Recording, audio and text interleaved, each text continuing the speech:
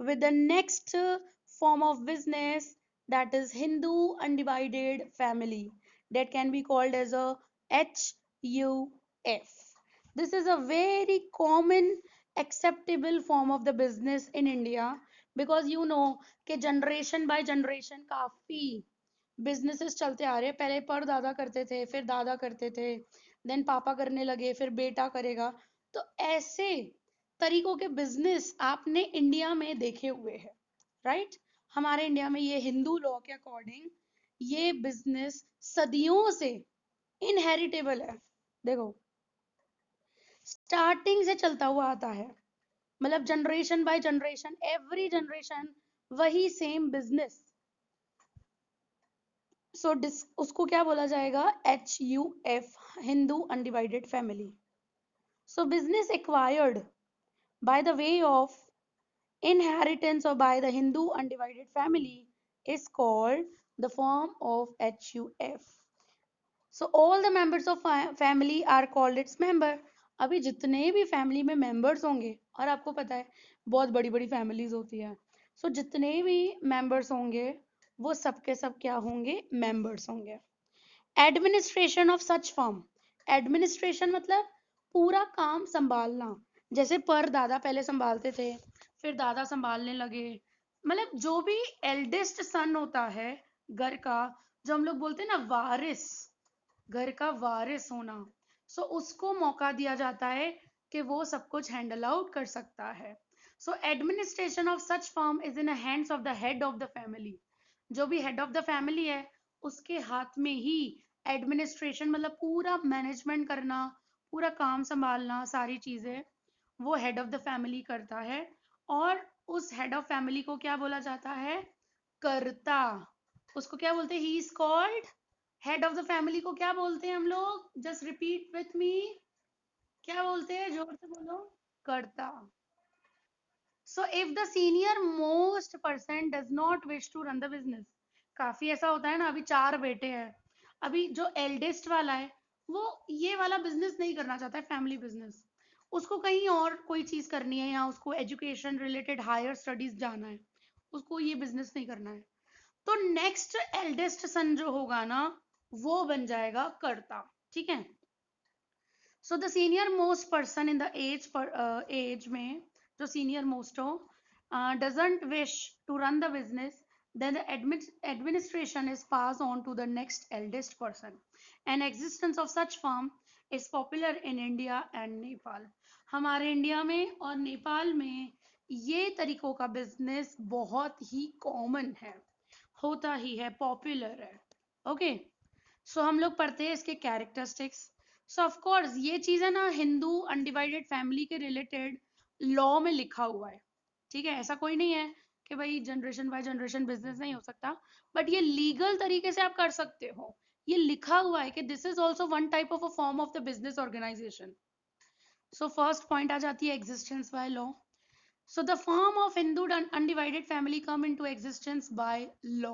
Okay, management कौन करता है? मैनेजमेंट, एडमिनिस्ट्रेशन, मैनेजमेंट कौन करता है? HUF में सीनियर मोस्ट पर्सन, उसको क्या बोला जाता है?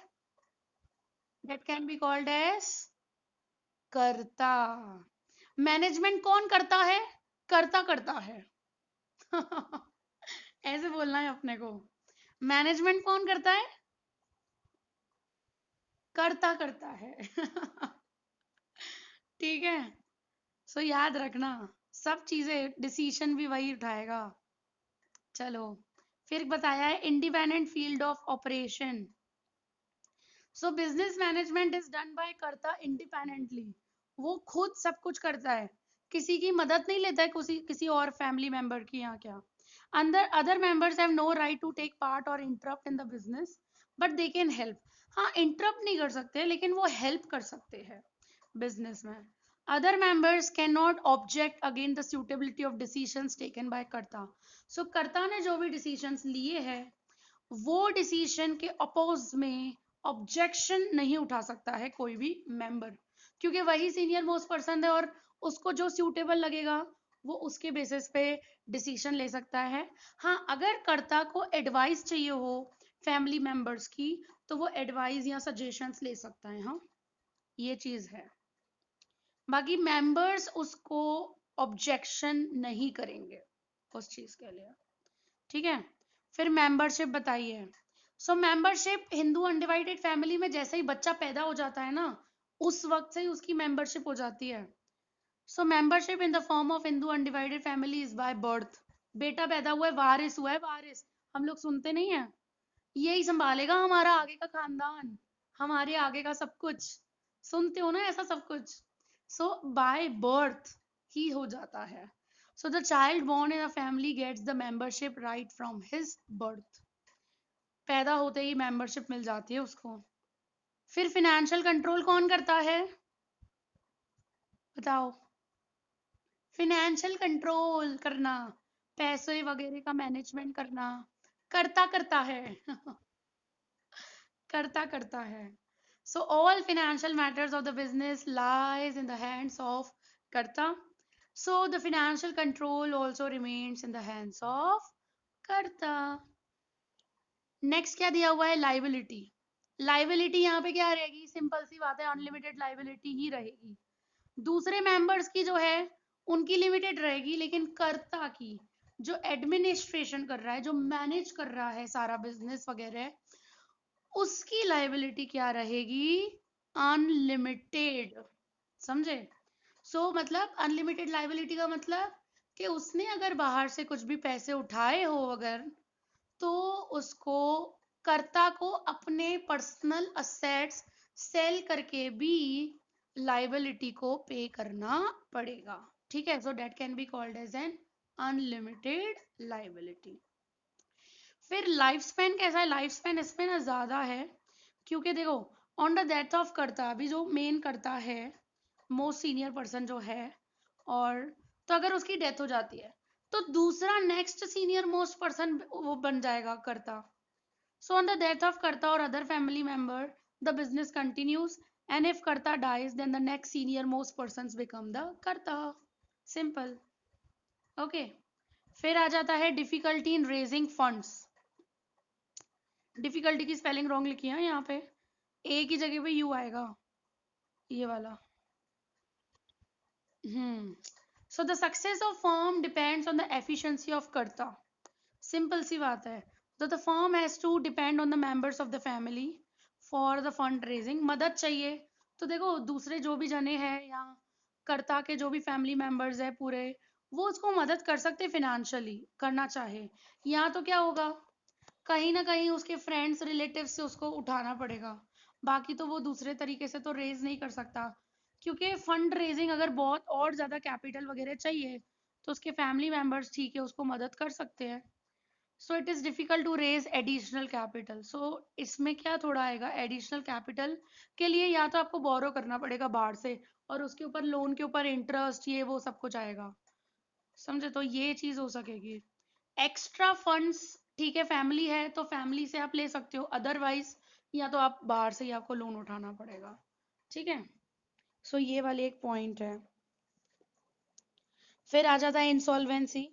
इंसॉल्वेंसी में अगर पूरी फर्म इंसॉल्वेंट हो गई, मतलब लॉस में चली गई, पूरा का पूरा बर्बाद हो गया बिजनेस, फॉर एग्जाम्पल, इंसॉल्वेंट वही बोलेंगे ना अपने। So the members of family are declare insolvent. सारे के सारे मेंबर्स इंसॉल्वेंट डिक्लेयर किए जाएंगे, समझे। द माइनर्स आर एक्सक्लूडेड, हाँ जो छोटे बच्चे वगैरह होंगे उनको एक्सक्लूड करके। So for the payment of debts, अभी जो कर्जा उठाया होगा पूरी फैमिली ने, पूरे ये एचयूएफ फर्म ने, तो सारे फैमिली मेंबर्स को पे ऑफ करना पड़ेगा, क्योंकि पूरी फर्म, देखो मेंबर्स भी तो क्या बोलते हैं, फैमिली मेंबर्स भी तो हिस्से ही है ना फर्म के, तो उनको भी कुछ ना कुछ हिस्सा देना पड़ेगा, क्योंकि लाइबिलिटी तो चुकानी पड़ेगी। और कर्ता की तो लाइबिलिटी, पहले तो कर्ता ही सब कुछ करेगा, उससे नहीं होता है तो फैमिली मेंबर्स तक हम लोग आएंगे, और कि भाई इतना ज्यादा हम लोगों ने कर्जा उठा लिया है और अपने को पे करना है। तो कर्ता के पास अगर सब कुछ फिनिश हो जाता है, उसके पास उसके पर्सनल असेट्स भी फिनिश हो जाते हैं, तो बाकी के फैमिली मेंबर्स उसको मदद कर सकते हैं लाइबिलिटी को चुकवा करने के लिए, पेमेंट ऑफ डेब्ट्स करने के लिए, ठीक है। सो ये चीज ध्यान दी जाएगी, देखो लिखा है ना, for the payments of debts the share of all family members of HUF can be taken into consideration, so the liability of कर्ता इज अनलिमिटेड। ठीक है, बस इतनी सी पॉइंट्स ही बताइए, और ज्यादा तो बताया नहीं है कुछ भी। Everyone clear about this HUF? Okay